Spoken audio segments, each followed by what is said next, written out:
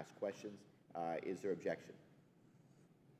Without objection, subcommittee members will be recognized at the appropriate time for 5 minutes. So ordered.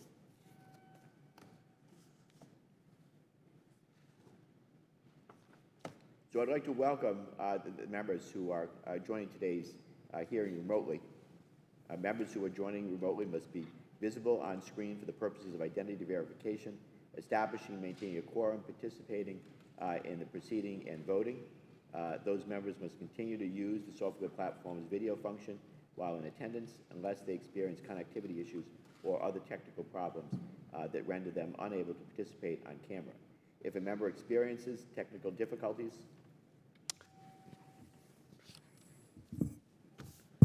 okay, microphone is now on. All right, very good. With that, did we get the unanimous consent thing? Okay, very good. I'm going to begin with the just the technicals about the remote hearing, and then we'll continue on. I'd like to welcome members who are joining today's joint hearing remotely. Members who are joining remotely must be visible on screen for the purpose of identity verification, establishing and maintaining a quorum, participating in the proceeding, and voting. Those members must continue to use the software platform's video function while in attendance unless they experience connectivity issues or other technical problems that render them unable to participate on camera. If a member experiences technical difficulties, they should contact the committee staff for assistance. The video of members' participation will be broadcast in the room and via the television, internet feeds. Members participating remotely must seek recognition verbally, and they are asked to mute their microphones when they are not speaking. Members who are participating remotely are reminded to keep the software platform's video function on the entire time they are attending the proceeding. Members may leave and rejoin the proceeding. If members depart for a short while for reasons other than joining a different proceeding, they should leave the video function on. If members will be absent for a significant period or depart to join a different proceeding, they should exit the software platform entirely and then rejoin if they return. Members may use the software platform's chat feature to communicate with staff regarding technical or logistical support issues only. I've designated a committee staff member to, if necessary, mute unrecognized members' microphones and to cancel any inadvertent background noise that may disrupt the proceeding. Finally, the chair reminds members of the committee that they're required to observe standards of courtesy and decorum during committee proceedings. This requirement includes the responsibility to protect public safety and health, particularly during a pandemic.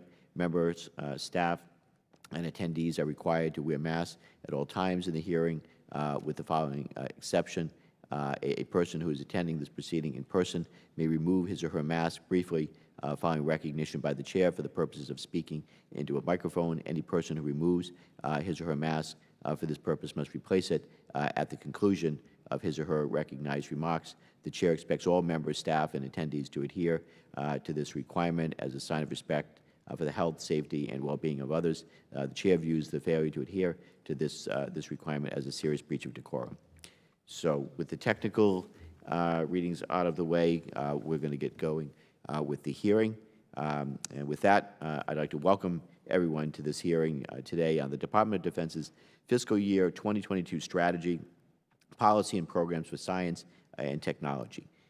While we unfortunately do not yet have the President's budget request for this year, this hearing will provide an important opportunity to examine the Department's efforts to maintain the United States' competitive technological edge in the face of great power competition. I would like to thank Ranking Member Banks for working with me to organize this hearing, and thank our witnesses for joining us. And before us today, we have Ms. Barbara McQuiston, Acting Undersecretary of Defense for Research and Engineering, Dr. Philip Perconti, Deputy Assistant Secretary of the Army for Research and Technology, Ms. Joan J.J. Johnson, Deputy Assistant Secretary of the Navy Research Development, Test, and Engineering, and Ms. Kristen Baldwin, Assistant Secretary of the Air Force for Acquisition, Technology, and Logistics for Science, Technology, and Engineering. So following, I welcome all of our witnesses, and I thank you for your contributions to our national security. Following the open portion of the hearing, the subcommittee will reconvene in a closed, classified members-only session in the CVC 200 with representatives from DARPA and the military services research entities. In today's strategic environment, the United States' historic military and economic competitive advantage is not guaranteed. We are no longer competing against technologically inferior adversaries. Instead, we face persistent and dangerous challenges from highly capable and advanced great power competitors who seek to undermine the status quo of U.S. leadership and global power. Maintaining U.S. dominance in all warfighting domains requires robust investment, innovation, and talent development across America's science and technology enterprise. We must lay the groundwork today for the threats of tomorrow by investing in DOD science and technology programs across the research laboratories, academic institutions, and industry partners that collectively bring a whole-of-society approach to maintain the United States' technological edge. While our witnesses cannot speak about specific funding levels today, I am interested to hear their perspectives on the future of the Department's S&T funding. So the core of our technological edge is our early, basic, and applied research. This is the science that lays the foundation for cutting-edge technology 20 to 30 years down the road. So we have seen with the COVID-19 pandemic just how critical this early research is. The messenger RNA or mRNA COVID vaccines that we have today were catalyzed by defense research investments 5 to 10 years ago, long before the current pandemic. Indeed, the first coronavirus vaccine to start human testing came from a DARPA investment in Moderna. DARPA's ability to substantially contribute to our nation's response to pandemics is the product of more than half a century of DOD S&T funding. If we wait to invest in science only when crisis is upon us, then we are setting the nation up for failure, and we cannot allow that to happen. So despite the importance of DOD-funded research and development, the Department's S&T budget buying power has effectively shrunk in the past decade. Cuts are often made to these important early research accounts to prioritize more near-term efforts in technology development. Yet our rivals are committed to concerted S&T funding, thinking it will undermine U.S. leadership. We cannot expect to compete with them if we keep shortchanging our research accounts. I hope that the President's budget will reflect serious investments in S&T. Our men and women in uniform deserve nothing less. Indeed, our greatest assets as a nation is our people. We must cultivate our science and technology workforce. We must promote STEAM education at early ages to expose individuals of all backgrounds to the world of science, engineering, and math in hopes that they will pursue an education and career in critical emerging technologies. We must also train the existing workforce in machine learning and computer science and change hiring authorities so that the Department can rapidly hire top STEAM talent. We must also make it easier, not harder, for international researchers in our universities to stay in the United States. The committee has prioritized workforce development through the last several National Defense Authorization Acts and encourages the Department to continue to promote STEAM education, adequately fund DOD research laboratories, partner with academia, including historically Black colleges and universities and minority-serving institutions, and diversify the defense innovation base through partnerships with small businesses. This will ensure that we have an S&T workforce and innovation base comprising the best talent that reflects the diversity of our nation. Bottom line, great power competition is also a race for talent. We cannot afford to lose this top talent to our adversaries, and I'm determined, and I know the subcommittee is determined, that we won't. Further, the U.S. government, academia, and the private sector must foster mutually beneficial relationships to encourage innovation within the Department of Defense. We must remember that Silicon Valley got its name from government investments in research and development and participation with academic institutions, which in turn grew new technology and encouraged technological talent to spin out innovative companies to put their research into practice.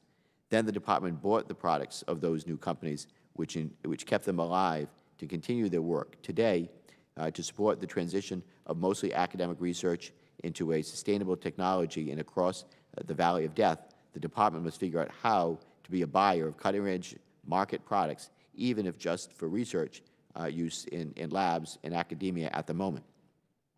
Our national security technology enterprise must grow in accordance with our American values, those rooted in a free, open, and democratic society. We must develop and apply technology ethically, engage with our partners and allies in a free and open research environment, and promote a culture of innovation and risk-taking. The Department must lean forward and not be afraid to fail. I've called it smart failure. When we learn from our failures, we can make progress. Pushing boundaries, challenging bureaucracy, and expediting the development of critical defense technologies are key to remaining competitive and agile in an increasingly complex strategic environment. So with that, I again want to thank our witnesses for their participation in today's hearing and their concerted focus on supporting the Department's S&T efforts. I'll now turn to Ranking Member Banks for his opening remarks. Before I do that, I know that there's been a change in ranking members recently, and I just want to thank Representative Stefanik for her years of collaboration and commitment to the subcommittee. I know she's on to other responsibilities now, but she'll stay as a member of the subcommittee. But I thank her for extraordinary work and commitment and leadership on this subcommittee. As I said, I look forward to working with her as a member of the subcommittee, and I welcome Mr. Banks as the new ranking member. You have big shoes to fill, Mr. Banks, but I know you're up to the challenge, and I look forward to working with you as a partner and as we collaborate together on behalf of the country to effectively improve our national security. I yield to the ranking member. Thank you, Mr. Chairman, for that warm welcome. I'm excited about this new assignment, and I intend to fill those big shoes in working with you. And you have an incredible reputation, and having served here for 4.5 years, it's really a privilege to serve alongside you in this endeavor. It's my pleasure to join this subcommittee as the new ranking member. The work of this subcommittee is extremely important, as today's hearing highlights. Our warfighting capabilities are contingent on our ability to modernize the Department of Defense and to recruit and equip our men and women in uniform with the most effective and secure technologies. This mission cannot wait. Our adversaries and near peers are focused on beating the U.S., using every tool available to them, legal or not, to modernize their militaries. They are heavily investing in emerging technologies by pouring money into research and development, recruiting top scientists, and by stealing our intellectual property. Whether it is artificial intelligence, quantum science, hypersonics, directed energy, biotechnology, 5G, or cyber, we must lean into developing, procuring, and deploying these technologies and developing new ones in order to compete, but more importantly, to maintain our superiority. The battlefield now spans boundaries and time. Our adversaries can use these emerging technologies to bring the theater to our shores, not just in the future, but today. We would be foolish to ignore this threat. We must invest and plan for the short, mid, and long term in order to stay on the leading edge and defend and secure our homeland. This means that we need the President's budget to prioritize science and technology, directing the Department to invest in the tools necessary for modern conflict and laying out a strategy to do so. We must also enable the Department to get the innovations they need, regardless of if they come from a large or small company. The men and women of our armed forces are key. We need to train and equip our troops to use these new technologies, as well as retain and recruit the scientists that we need to develop it. I look forward to working with Chairman Langevin, the Department, industry, and our troops to ensure that the United States maintains our superiority. Thank you to our witnesses for being here today. I look forward to our discussion and working together to advance this mission. Thank you once again. I yield back. Thank you, Ranking Member Banks. And we'll now turn it over to our witnesses for their opening statements. followed by question and answer period. Ms. McQuiston, you are now recognized.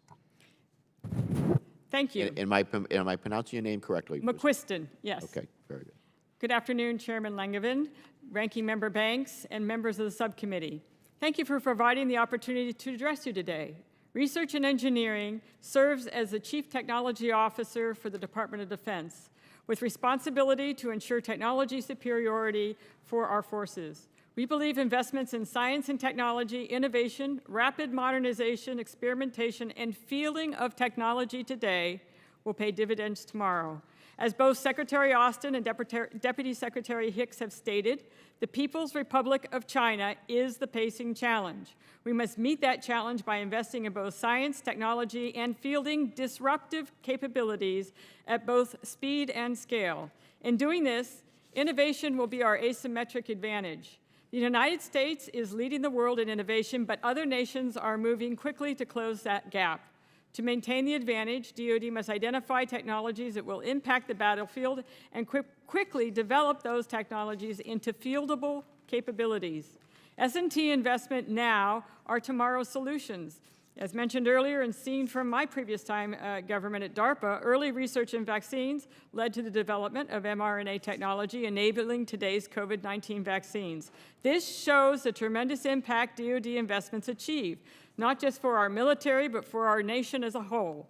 To continue this track record of success and guarantee a strong tomorrow, DOD must reaffirm its commitment to science, technology, and innovation. R&E is committed to meeting Secretary Austin's priorities in defending our nation, taking care of people, and succeeding through teamwork. R&E supports our scientists and laboratories, creating new frontiers with leading-edge science, developing the workforce, and expanding STEM education opportunities. We will support opening career paths for our nation's STEM workforce for both national security and economic security. DOD's commitment to basic research is also imperative. R&E's Multidisciplinary University Research Initiatives Program, MURRI, funds basic research using multi-year university grants aimed at addressing DOD's hard problems and training its next generation of researchers. We're looking for the best and the brightest from all disciplines. Programs like Minerva expand how DOD is seeking to engage with scholars from the social sciences to improve national defense. Programs like Viceroy, where partnerships with academic institutions teach cyber skills, DOD employees, helping to prepare the workforce for today and tomorrow's challenges. For the United States to lead the world in creativity, science, and academics, we must expand DOD partnerships with universities, including HBCUs and minority-serving institutes, and invest in strengthening these institutes. We must do more to attract the best talent to DOD from everywhere. There's no doubt that a workforce that looks like all of America will better contribute to a stronger national defense. Along with investing in basic research, cultivating diversity, and developing tomorrow's workforce, we're fostering an innovative culture through experimentation and testing. Innovation is key to drive changes across the military. The recent creation of the Innovation Steering Group by Deputy Secretary Hicks and chaired by R&E will identify opportunities and gaps to facilitate innovation across the department. DOD can draw from innovation from the services and capture innovation from all sectors of the economy. Small business, startups, and other disruptive entities offer significant contributions to the future of technology. For this investment, the rate of return is high. For small business, we have a 22-to-1 return on investment. A recent study reported that over the previous 23 years, DOD's investment of $14.4 billion resulted in an economic impact of $347 billion to the U.S. economy, with $28 billion of sales generated to the military. To leverage this engine of innovation, DOD Small Business and Technology Partnerships recently announced a list of 137 critical research topics to solicit solutions to DOD challenges. DOD creates new frontiers in S&T and plays an important role maturing early-stage technology. De-risking technology in advanced manufacturing can have a multiplier effect, attracting commercial investment, opening new markets, and moving technology forward. DOD plays a strong role in shaping the future of technology, supporting rapid investment, offering enormous benefits to the warfighter, and creating significant benefits to both our national and economic security now and in the future. Thank you very much.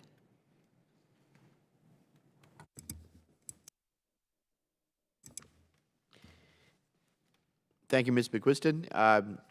Dr. Bacanti, you are now recognized. Yes, Chairman Langevin, Ranking Member Banks, distinguished members of the subcommittee, thank you for your continued support and for this opportunity to discuss Army science and technology. The 17 Army labs and centers, spearheaded by the Army Futures Command, AFC, are working with academia and industry to develop new technology for near and midterm modernization and performing exciting new research to discover and unlock knowledge that will enable yet to be imagined warfighting capabilities for the far term.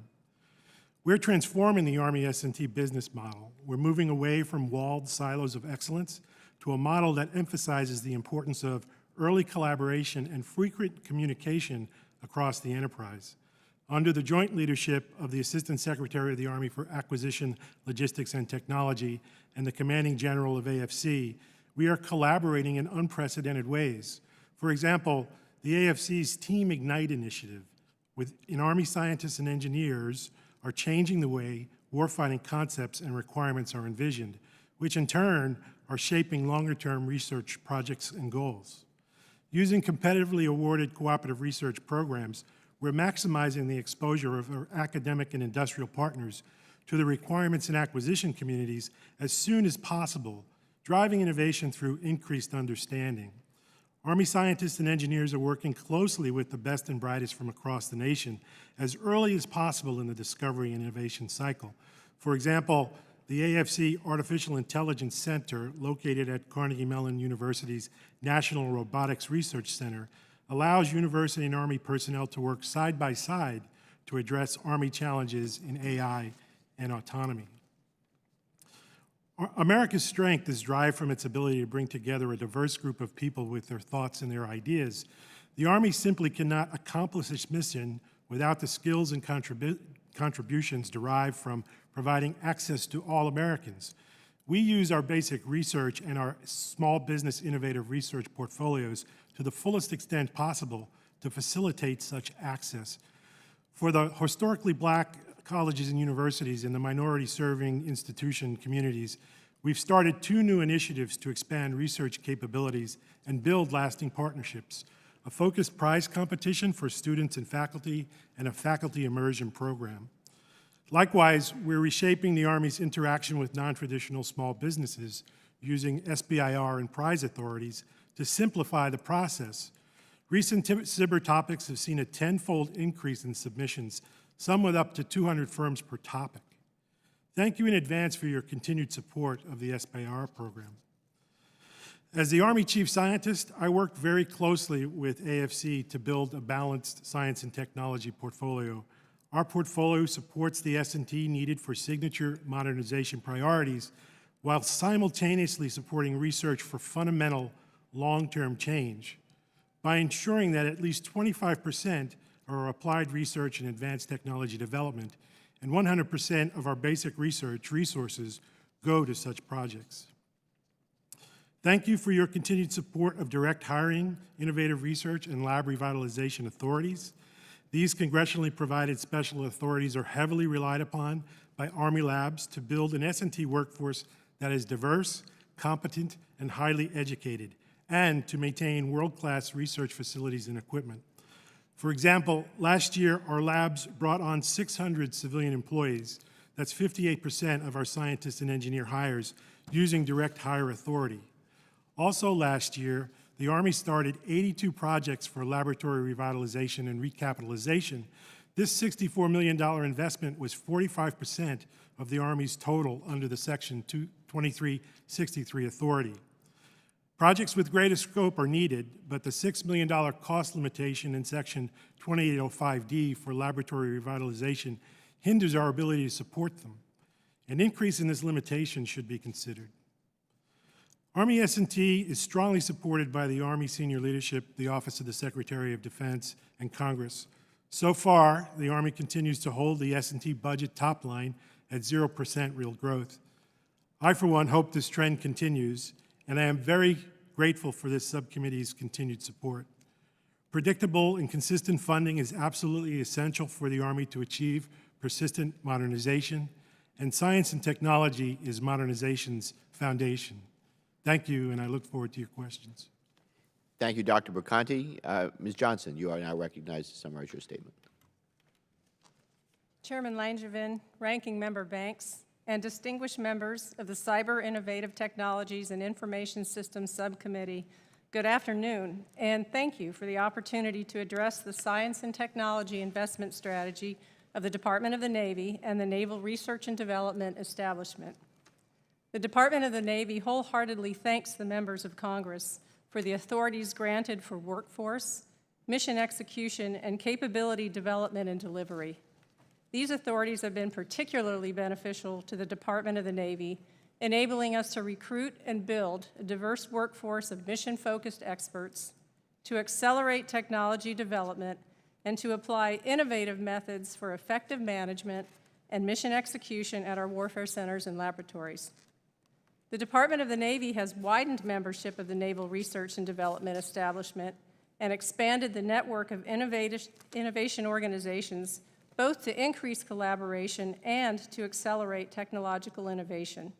In addition to the Office of Naval Research, the Naval Research Laboratory, the Marine Corps Warfighting Laboratory, and our 15 warfare centers, the Naval R&D establishment also includes 5 university-affiliated research centers, federally funded research and development centers performing naval work, and the Naval Postgraduate School. Additionally, through Naval X's 15 tech bridges, the Department of the Navy is growing a geographically broad network of partners comprised of local industry, academia, small business, and other government entities focused on delivering solutions to key operational problems and service needs. The Department of the Navy's ongoing investment in people, tools, technology, and infrastructure enables continuous learning, collaboration, agility, and cutting-edge capability, and ensures the preservation of national security and the resilience of future naval power. I welcome you to visit our warfare centers, laboratories, and academic partners around the country to see firsthand the capability and capacity of the Naval R&D establishment. I'm honored to have the opportunity to testify before you and look forward to your questions. Thank you. Thank you, Ms. Johnson. Ms. Kristen Baldwin, you are now recognized for your statement. Chairman Langevin, Ranking Member Banks, and distinguished members of the subcommittee, thank you for the opportunity to provide testimony on the implementation of the Department of the Air Force Science and Technology Strategy and our continued efforts to respond to the warfighter faster while simultaneously developing the future force. The Department of the Air Force has fully embraced the National Defense Strategy objectives. Our nation continues to face a complex set of current and future security challenges, and rapid proliferation of global technology means the speed at which we change must increase. The Air Force and Space Force must be ready to compete, deter, and win. The Department of the Air Force S&T portfolio provides broad-based, enabling and enduring investments addressing near, mid, and far-term capabilities, and a focused transformational component that matures game-changing technologies for transition. We have established a Transformational Capabilities Office to lead this part of the portfolio, fueled by emergent technology, competitive business practices, and executed with urgency and risk acceptance. Within the transformational portfolio are a select number of programs designated as vanguards, designed from the start as collaborative teams from S&T, acquisition, operations, and test communities. Vanguards couple multiple budget activities to bridge the gap between S&T and acquisition. Further transformational opportunities exist in the space domain. Though we have long recognized the importance of space superiority, the Air Force Research Laboratory has taken new steps to demonstrate its commitment to both the Air Force and the Space Force as independent services. AFRL remains united as one lab supporting two services. This will enable problem-solving across multiple domains, multiple disciplines, and cross-cutting solutions. The Department of the Air Force continues to expand and strengthen partnerships with universities, industry, and other government organizations. We leverage these resources as well as talent and have bolstered our relationship with non-traditional industry. Since partnering Afworks with our Small Business Innovation Research Center of Excellence, we have awarded over 2,000 contracts worth $700 million to 1,400 small businesses, with over 75% of these being new partners to the Air Force. Our SBIR contracts are also attracting matching funds, and performers are receiving follow-on investments at a ratio of $5 for every SBIR dollar that we invest. Competition for world-class talent requires agile processes to recruit, hire, and retain personnel. We make great use of the authorities Congress has provided to the S&T community. In particular, direct hiring authority and enhanced pay authority allow accelerated hiring and use of executive recruitment firms for hard-to-fill positions. We have been able to fill over 20 leadership positions with top-notch talent in cutting-edge areas, including communications and networking, modeling and simulation, microelectronics, data analytics, and autonomy. Every day, we seek opportunities to achieve future operational dominance through investment in our scientific priorities, including artificial intelligence, biotechnology, cyber, quantum, microelectronics, hypersonics, and others. Technology horizon scanning enables us to strategically invest and build complementary efforts with our partners. We foster and value partnerships in manufacturing technology as well.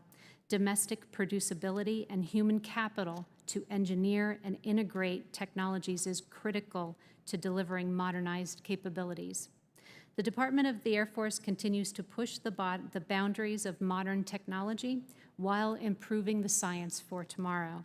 Our digital transformation strategy is adopting technology into acquisition practice as well.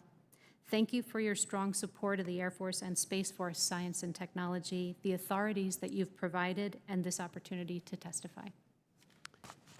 Thank you, Ms. Baldwin.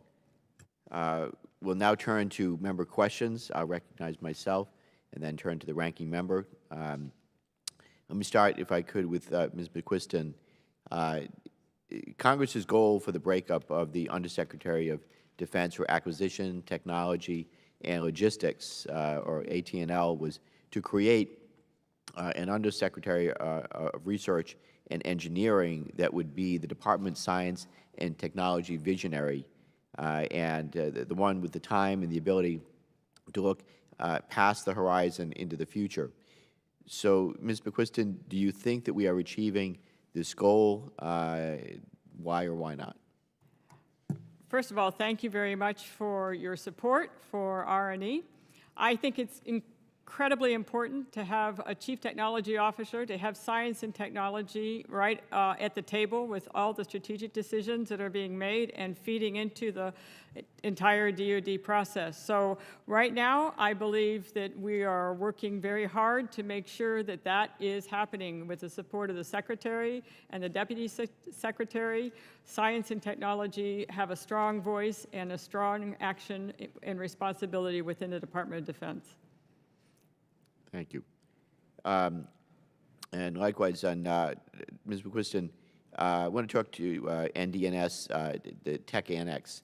In its final report, the National Security Commission, AI, made a case that to maintain military technological superiority, the DOD must have an integrated technology strategy that prioritizes resources for critical capability-enabling technologies to solve the operational challenges outlined in the National Defense Strategy.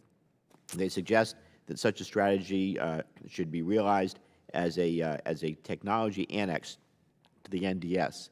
So I wanted to ask you, would a technology annex help the Undersecretary for Defense for Research and Engineering work with the services to focus the department's attention and efforts on next-generation science and technologies? Next generation science and technologies are going to be incredibly important to lead innovation with the warfighter and modernization. We need to actually move ahead on that very quickly in order to rapidly develop and insert technology within the services to the warfighter. Having a technology annex would be able to, again, emphasize the fact that science and technology plays that critical role.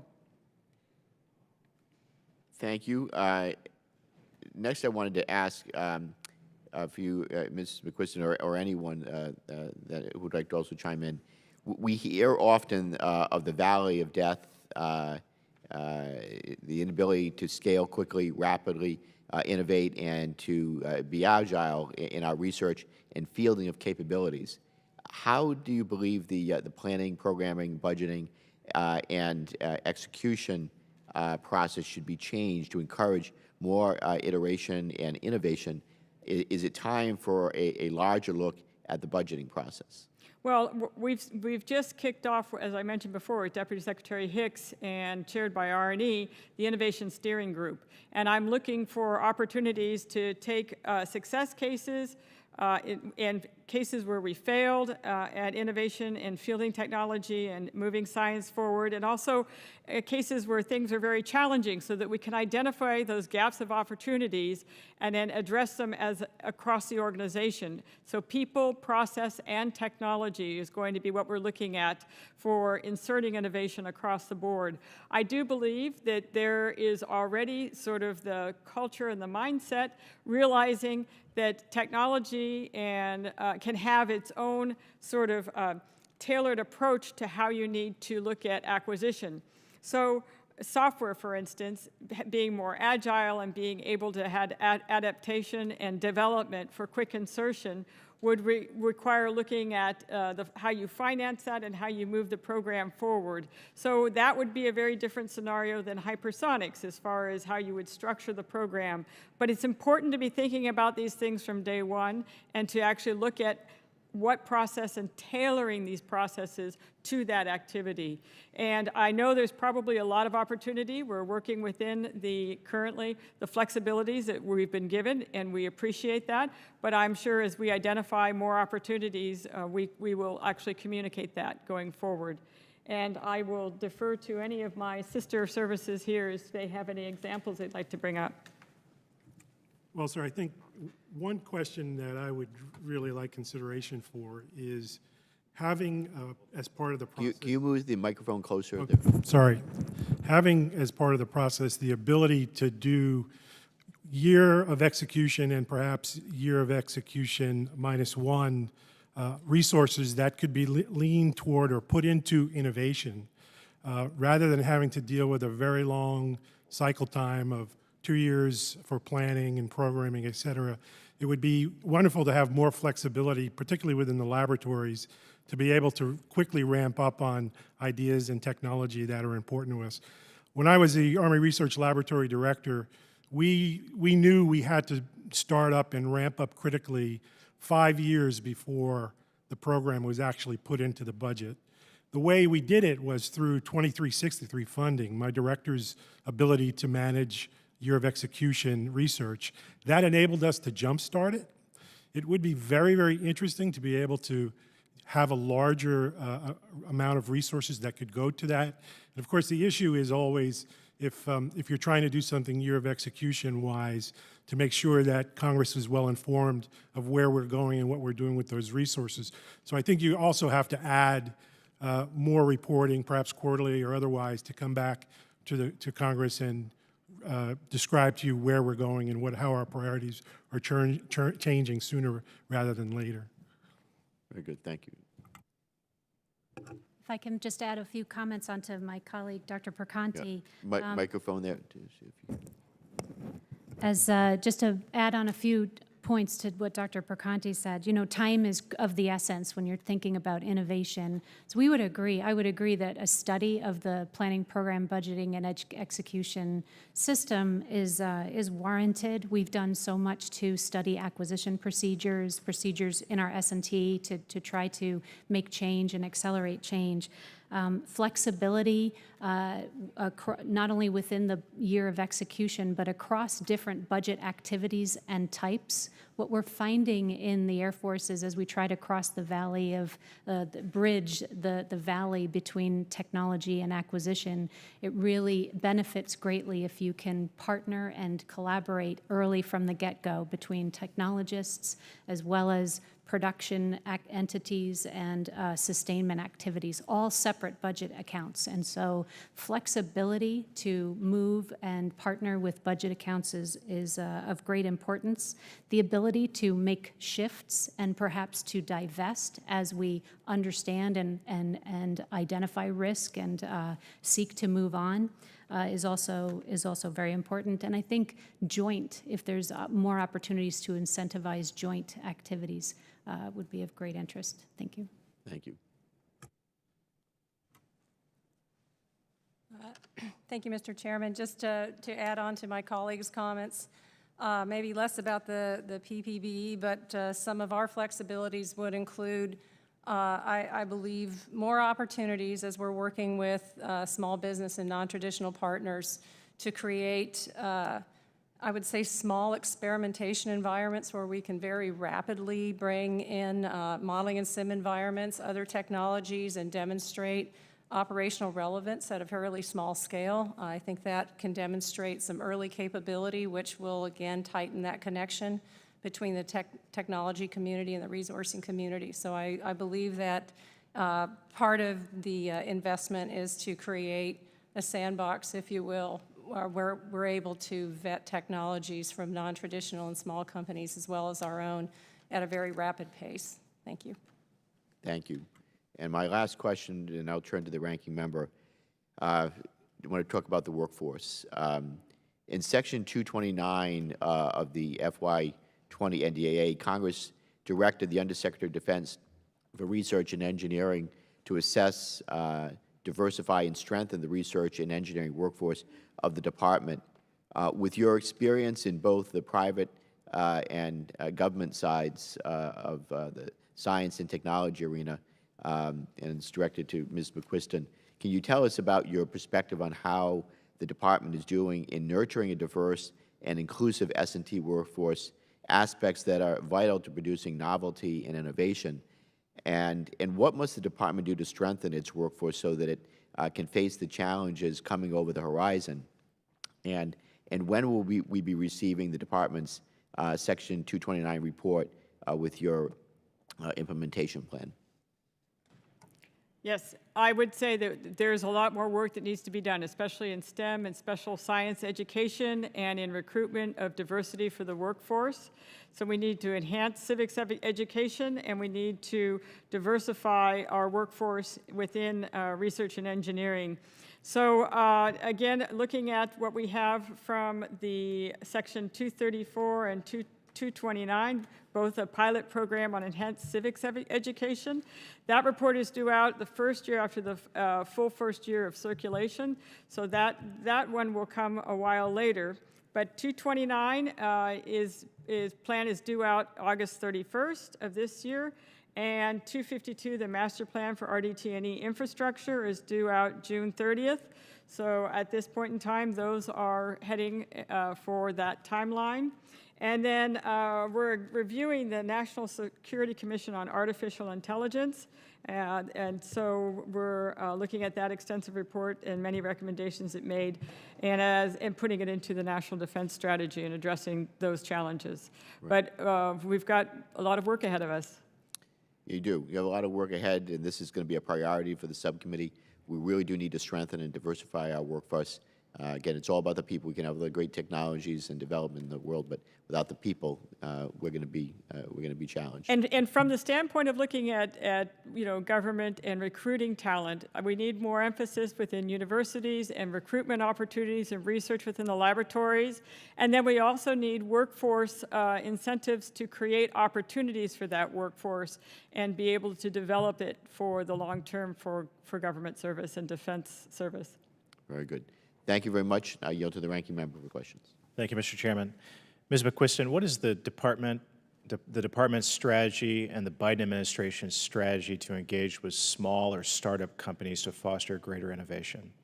Well, we have the support of the SBIR program, which has been quite long-lasting and quite good, and we would like to continue the SBIR, STTR program. But we're looking at innovation relative to a variety of new companies that we want to work with. So we have the innovation centers that are working on fielding. DIU, the Defense Innovation Unit, is working directly with startup companies and new technologies to field and demonstrate the technology for the services. I think we should continue with that innovation sort of mindset and being able to have a commercial mode of operation so that we can demonstrate technology and very quickly adapt it to fieldable technology. We want to increase the exposure of companies that are not normal, traditional DOD providers so that we can capture the new ideas. But to do that, we have to work at a commercial pace. You know, oftentimes, like we were saying before, government timelines, you know, the cost of time is huge. You can't take a small startup company and give them, you know, leave them alone for months and expect to capture that technology for the services in a timely way. We need to really keep our pace up and our support up with the companies so that we can capture the technology for our national and economic security. So that sounds great, and part of our job is to hold you accountable for making all of those things happen. But is there a pivot in there somewhere? Is there something different that we're doing that we haven't done before, or is there a change in focus, a new plan underway to do better? I mean, it's my sense and the sense of many that we've fallen behind, so how are we going to catch up? And as I mentioned before, in the Innovation Steering Group, we're actually capturing where the sort of non-traditional aspects of success have been, and then looking at identifying the gaps of opportunity so that we can roll it forward throughout the agency. But it is a cultural mindset that also has to change, so processes and people, and actually opening up the discussion so that we can capitalize and become a much more fluid and dynamic organization. Appreciate that. Have you read Representative Moulton and I's Future Defense Task Force report that was published last year? I apologize, I have not seen that yet. We'll get you a copy of it. Thank you, I appreciate that. Because we spent the better part of all of 2020 digging into exactly this subject and published the rare unicorn on Capitol Hill, a totally bipartisan effort about ways that we could foster greater innovation in the defense space, and it's something that we'd like to come and present to you and talk more about it. I actually would be very open to that and would look forward to it. I'd like to talk with the rest of you about DIU and some of your efforts within each of the branches. And I'll start with the Navy because that's who I like to start, as a Navy guy, that's who I'll start with. So Ms. Johnson, what is the DIU doing for you, and how does the DIU interact with Naval X? Is it working, or where can we improve that bureaucratic structure? Ranking Member Banks, thanks for the question. So the Navy, right now, as an example, the Navy's got 46 commercial contracts for prototypes with DIU. So we are working on, I would say, what's really valuable for us is that DIU is connecting the Department of the Navy with, again, the commercial sector in particular, and some non-traditional partners who may have already advanced technologies and they're ahead of us. So we can lift and leverage rather than starting from scratch. Naval X and the tech bridges are relatively new, but they are advancing quickly. So those connectors, Naval X and DIU, from my perspective, are starting to become and should become stronger partners because I'd say they have somewhat similar goals in terms of getting to other parts of the commercial sector and making it much easier for those companies and those businesses to do business with the Navy. So we're continuing to press with DIU. Again, we've got about a 70% increase in terms of our contracts with DIU over the prior year. So we're pressing and we're making those connections with Naval X. So I'd say we're still in somewhat nascent stages, but we are making forward progress. That sounds pretty good. Sounds like good progress. How about the Air Force? I think in two ways.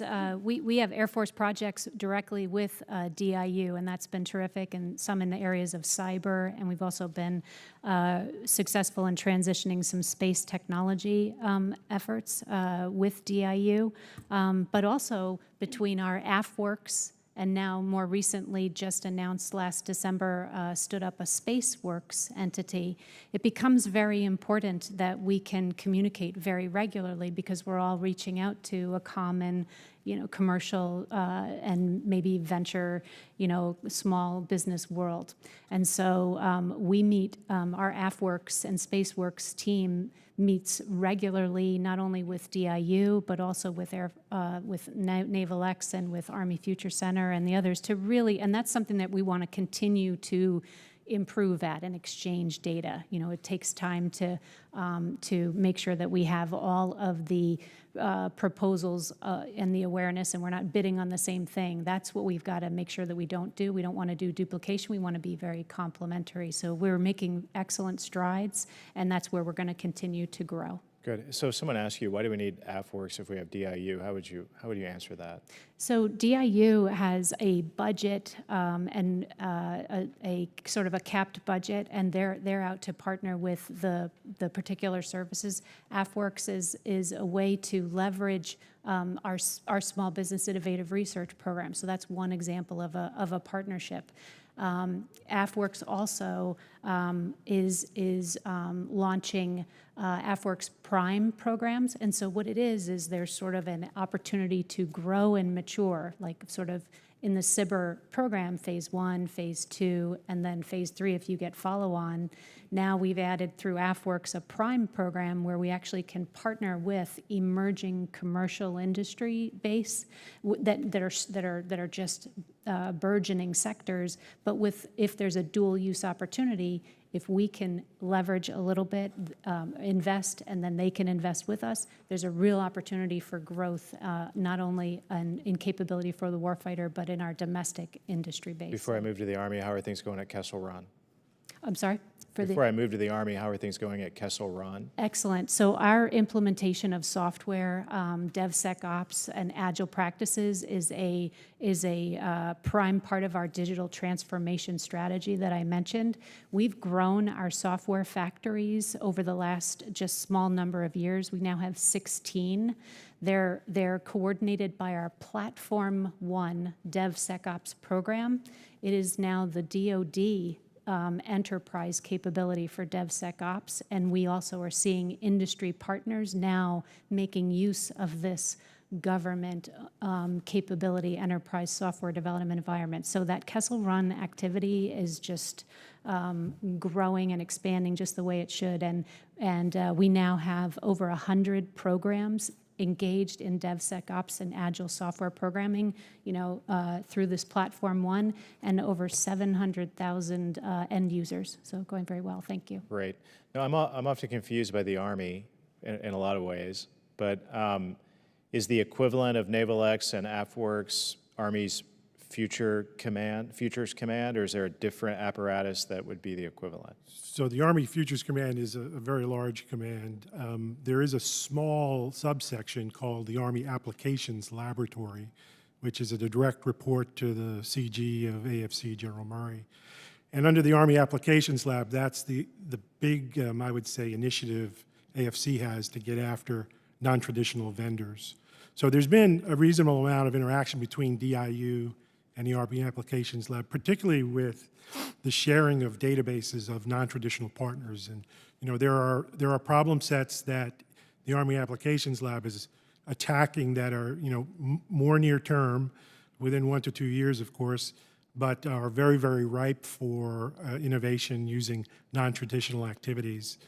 We just started a big initiative with non-traditionals for autoloaders for our new howitzer that's coming online for ammunition. So that is a big activity coming out of the AAL with interaction from DIU to get hold of the non-traditional vendors so that they can be exposed to the opportunities we have.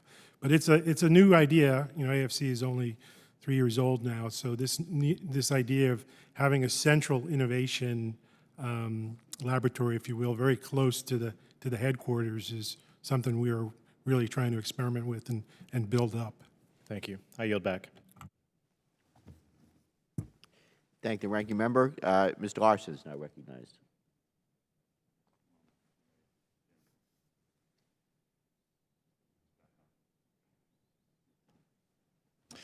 Thank you, Mr. Chair.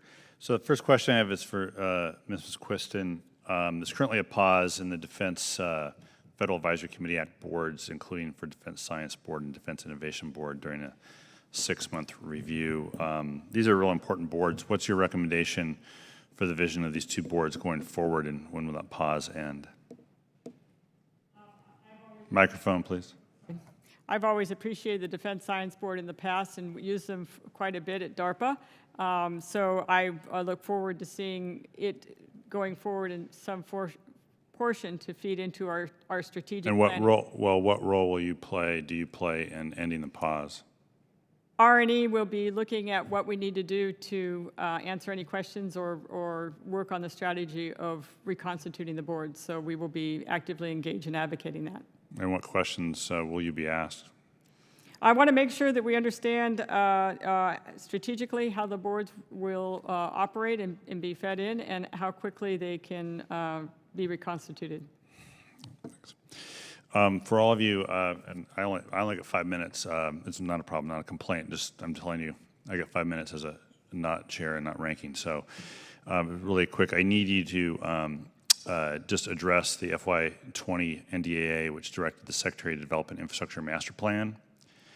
And can you quickly give me, I'll start here with the Air Force and work down, just the state of the research labs and what you need to ensure lab and test facility infrastructure, Air Force. Yes.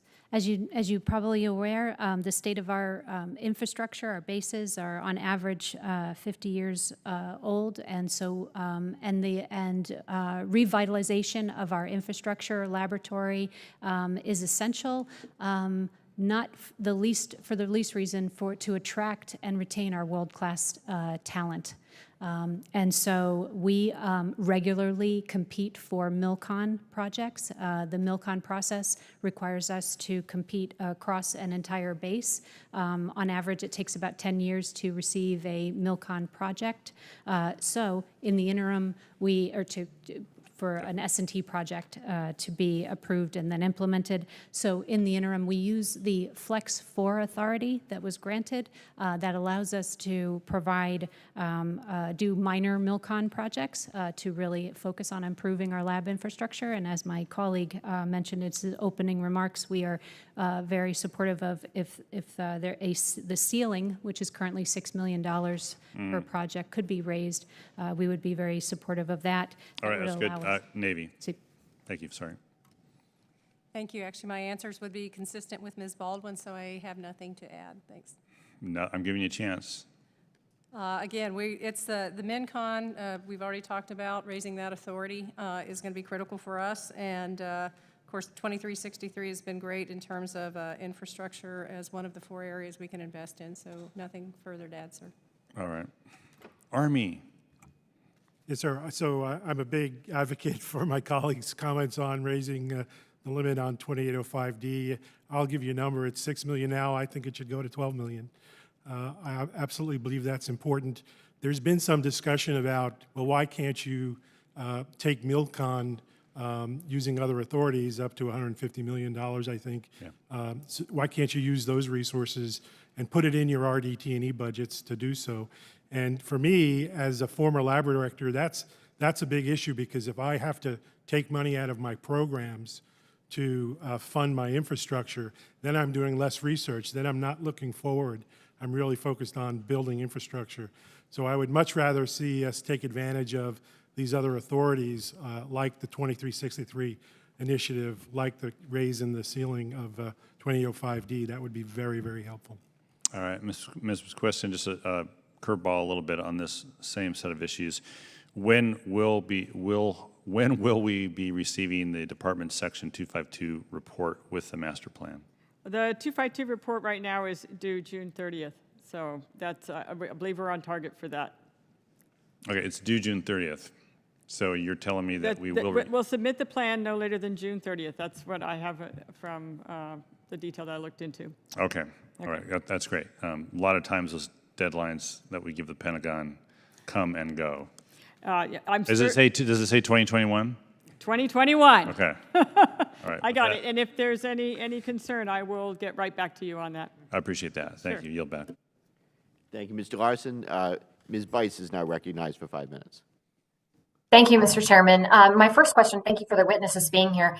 Is the department increasingly engaging with universities beyond basic research and more into applied research, such as through the UARC programs?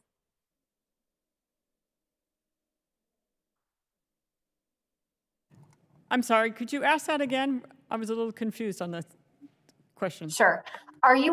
Is the department engaging with universities beyond basic research and more into applied research using the UARCs, the University Affiliated Research Centers? I'll go ahead. The answer is yes. In fact, with the UARCs, not only are we engaging in applied research, but we're also actually engaging with the UARCs for prototyping and rapid development within the Department of the Navy. If you could, if the Air Force and Army could also elaborate on that. We've made a great increased use of partnering with universities. We engage with UARCs from across the Department of Defense that are in existence, and then also more frequently now we are creating partnerships with universities through consortiums and other vehicles, such as education partner agreements. For an example of our recent university consortium is with space.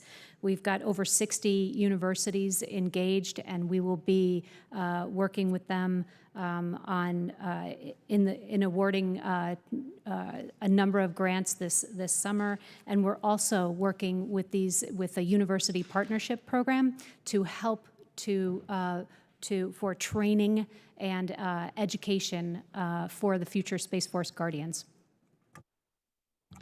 For the Army, each of our UARCs have a budget in the applied research category for 6.2, so that is an annual thing for us. Also importantly, we've expanded across the nation really into university engineering centers where focused research is being done not necessarily by professors but by research staff within those engineering centers. So it's very, very important for us to take advantage of that. We actually view that as a major recruiting tool for us, because if you can hook up a professor from a department with a research staff at an engineering center with employees or students who want to work there and be together, then they understand what the Army problems are, they understand what opportunities there are, and they have an opportunity to get some funding for research and for studies. So that combination of professor, research staff, government employee, potential student hires has been very, very powerful for us. I'll add that Thank you. for RNE, and I apologize for not hearing the question correctly. We are looking at university hubs, and we've actually pulled several together in hypersonics that are also looking at applied aerodynamics. We have an AI center, the participation of Carnegie Mellon, and autonomy in Texas A&M, but I believe that we can broaden that participation as well with HBCUs and minority institutes, and actually creating more of these virtual centers, both for cyber and other applied technologies. I think that should be in the forefront of some of the investments that we make. Perfect, and I'd love to have a conversation with you about that very thing in the future. My last question is, I am part of the supply chain task force that's been meeting for the last couple of months, and we talk a lot about workforce. So my question is, what are the challenges that the department faces in recruiting and retaining talent, and how can we address that? Well, recruiting and retaining talent is going to be a critical focus of what we need to do to stay modernized and pursue the science and technology that we need to do. As I mentioned before, offering opportunities for expanding research and scholar work that could be done within the laboratories, and also looking at opportunities for recruitment and retention of people that we need to, in the new science areas that we need to really target and embrace. So I look at investing in those areas and modernizing. As we mentioned before, we really need to invest in the facilities and encourage this youth to cultivate that next generation.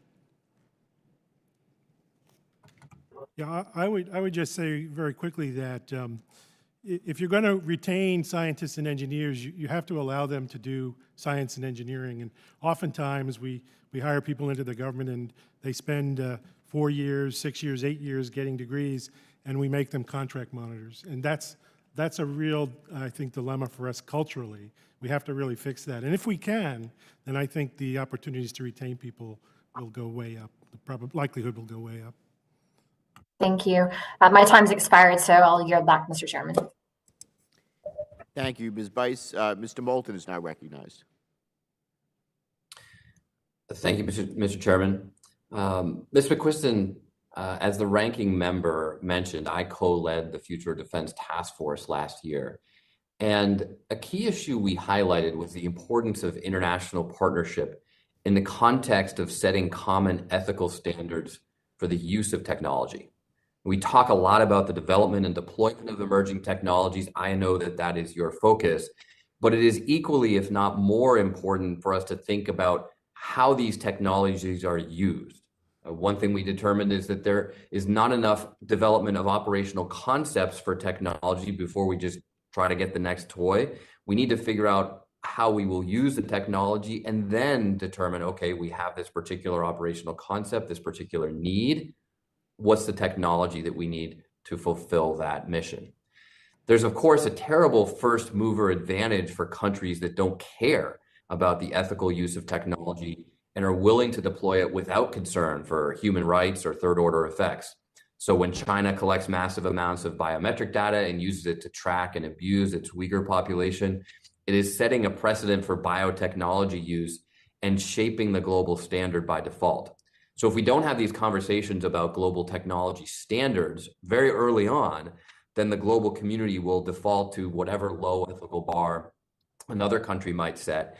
If we then come into the game late and set a higher ethical bar, then we're at a strategic and tactical disadvantage as well. So I know that this conversation often falls to OSD policy or State Department, but the R&D community seems uniquely positioned to spot potential ethical use issues early in the tech development process, which again is something that we identified as key. So what role do you think the R&D community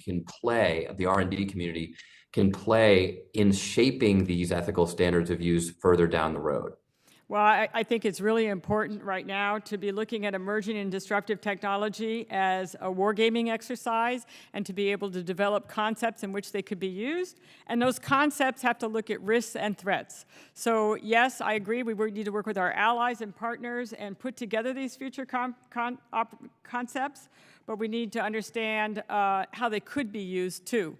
When we look at AI, when we look at a lot of our information technology, as I said before, that we need to look at it from both sides of the fence and also assess the science and technology environment around these capabilities. So mission engineering, threat forecasting, and modeling and simulation and greater tools for analysis will better feed this sort of space that we need to consider for how we operate our technology and keep us in the forefront and proactive. I mean, I think that piece is absolutely key, keeping us in the forefront and proactive. And the point I would leave you with is, though it may not feel like your responsibility to lead this effort, I think the R&D community is an essential contributor to this process. So State Department needs to do its part, OSD policy needs to do its part. We are pushing all those entities to do more here because we're very concerned about losing the race to China, not just in tech development, but in operation, in ethical use of these standards. And it's critical that we don't lose that race. Yeah, at R&E, I'm sorry. Sorry, go ahead. At R&E, we have advanced concepts, and we have SIAC looking at sort of the threat space as well, and we will continue to do that because as a Chief Technology Officer, that's part of understanding what the enabling technologies can create from the standpoint of joint capabilities and joint threats that we have. Thank you. So just one more question on international partnerships, because military R&D partnerships can become tricky when we're trying to leverage partners' expertise while also keeping certain capabilities shielded from the outside world. And whether we like it or not, we are not leading in every tech field right now. So some of our allies have technology or research that we could benefit from. I know that there are many R&D efforts that genuinely shouldn't be shared beyond the department, but it seems like too often that's just a default position. Where can the department do a better job of reaching out to its allies and building those R&D partnerships? And is there anything Congress can do to facilitate that? Well, I believe that reaching out to our allies is going to be critically important because, as you said, we do not own a technology. It's actually the rate at which it's being developed and moving ahead, we need to stay in front of and actually be leading edge, which means working with our allies in that. Being able, I think, to have international partnerships is key, and forming them, and also being able to identify the critical technology and how we need to protect it within these agreements. But being able to do that in a timely way is going to be important as well. Thank you, and thank you, Mr. Chairman. I yield back. Thank you, Mr. Moulton. Mr. Moore is now recognized. Thank you, Chairman. And I'm going to continue on with Representative Moulton in that line of questioning, and we'll just try to take it a little bit one step further and allow for additional time on it. It's something that I have here as well. Just, really trying to focus on, our country's capacities for innovation is limitless. Our scientific and technological prowess, needs to be always on the forefront. So I'm eager to continue this growing work in the S&T ecosystem through the public and private sector. But let me continue on with that questioning, just getting it to the program of record, right? Developing it, using allies, but what are DOD research organizations working with the Defense Innovation Unit and any other related organizations that help transition and promote those technologies into program of record? And then you can add in anything else with respect to recommendations on how to improve this process. And it's for Ms. McQuiston, actually. Sorry, I didn't clarify that. Thank you. Yes, I believe we need to have a culture of innovation. When we originally talked about Afworks and a lot of the things going on within my sister services for looking at fielding and testing and experimentation, being able to capture those models and having it organic within the services, I think, is important. But DIU and capturing all the different relationships that we can have commercially and looking across joint operations and joint technology, and then working aggressively to get it into the services and being able to field the technology is going to be critical. So it's time is going to be very important to keep track of, and actually, again, get ahead of the planning and the financing, so we don't have any of these companies fall into the valley of death, but we actually are able to move swifter in fielding and in demonstrating and fielding this technology. Excellent, thank you. We've talked about it a lot. I maybe mention it every time we're on a cyber subcommittee. As we see the battlefield moving away from into the cyber domain, this is just incredibly important, and it's incredibly important to provide this for our warfighter. With that same respect, what's the long-term vision for the Defense Innovation Unit? And with respect to any immediate plans to expand beyond current offices? So not just partnering and finding synergies among others, but is there any plans to expand offices?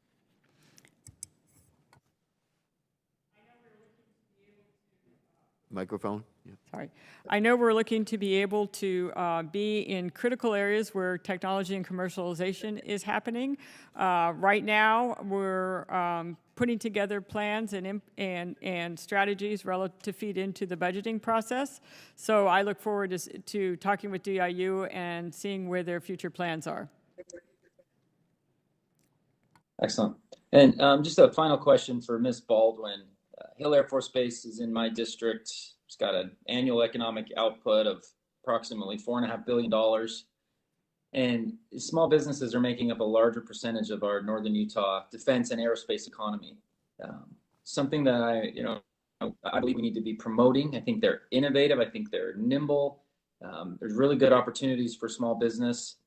How are you optimizing those opportunities of the Small Business Innovation Research Program and small business technology transfer program to develop and transition technology into current programs.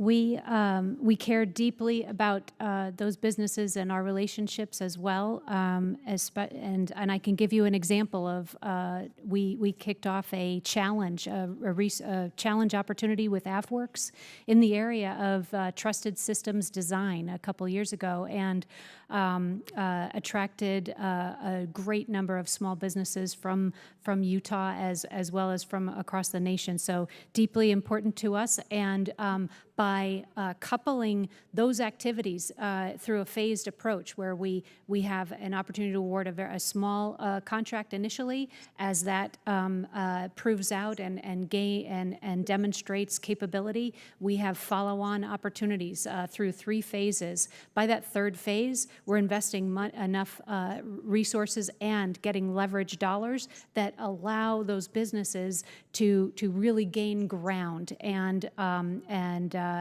then have the opportunity to transition to programs. So it's a model that we're proving out very well. Thank you. Thank you. I yield back. Very good. Thank you, Mr. Moore. Are there any members who have not been recognized that would like to ask questions? Okay. Hearing none, I want to thank our witnesses for their testimony and the members for their questions. The members may have additional questions that they will submit in writing, and we'd ask that you respond to those questions as expeditiously as possible. With that, I want to again thank our witnesses for the extraordinary work that you're doing. It's just so important that we keep our eye on the ball here. We continue to strengthen the S&T, the R&D ecosystem. This is vitally important to the future of our national security, future of our warfighters, and without the right attention and support and progress, our enemies and adversaries will make that progress, and we can't allow that to happen. So with that, this portion of the open hearing stands adjourned, and we will reconvene now for the classified portion. Thank you.